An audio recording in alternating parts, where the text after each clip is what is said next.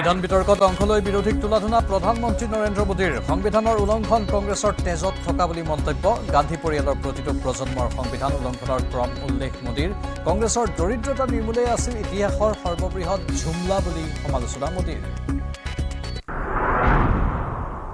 সংবিধানৰ ৭৫ বছৰ উপলক্ষে প্ৰধানমন্ত্ৰী মোদীৰ ১১টা সংকল্প সমবিকাশ সংবিধানৰ প্ৰতি দায়বদ্ধ হোৱাৰ লগতে দেশবাসীক গোলামীৰ মানসিকতাৰ পৰা মুক্ত হোৱাৰ আহ্বান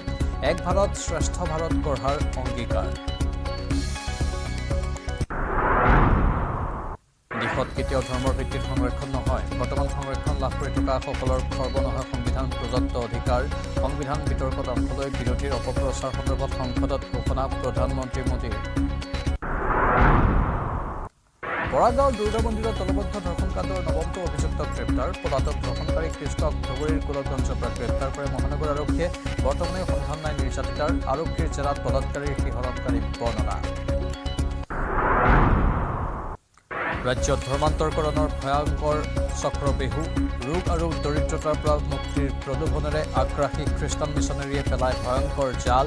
লক্ষ্য কৰি লৈছে জনগোষ্ঠীয় লোকক খ্ৰীষ্টান ধৰ্মৰ প্ৰচাৰকৰ হেঁচাত ধৰ্মান্তৰিত তিনিচুকীয়াৰ ১২টাকৈ মৰাণ জনগোষ্ঠীৰ পৰিয়াল পলাশবাৰীটোৰ দুখন গাঁৱত অনুৰূপ ঘটনা শিক্ষামন্ত্ৰী ৰনোজ পেগুৰ ঘৰলৈ গৈ আকাশ ফুকনক ক্ষমা খোজাৰ নিৰ্দেশ মুখ্যমন্ত্ৰী হিমন্ত বিশ্ব শৰ্মাৰ ঠিকাদাৰ গোবিন্দ পেগুৰ বিৰুদ্ধেও লোক নিৰ্মাণ বিভাগক ব্যৱস্থা গ্ৰহণৰ নিৰ্দেশ প্ৰদান বোকাখাতত এই মন্তব্য মুখ্যমন্ত্ৰী হিমন্ত বিশ্ব শৰ্মাৰ ফোনত বিজেপি নেতা আকাশে ৰনোজ পেগুক কৰিছিল অশ্ৰাব্য গালিগালাজ অসমত উলংঘন হৈছে টোলগেটৰ নিয়ম আইন উলংঘা কৰি যধে মধে টোলগেট বহুৱাই শোষণ কৰা হৈছে ৰাইজক লোকসভাত অসমৰ টোলগেটৰ অনিয়ম উদঙালে শাসকীয় বিজেপিৰ সাংসদ দিলীপ শইকীয়াই ন্যূনতম ১০০ কিলোমিটাৰ নিলগত টোলগেট বহুৱাৰ আহ্বান শাসকীয় দলৰ সাংসদগৰাকীৰ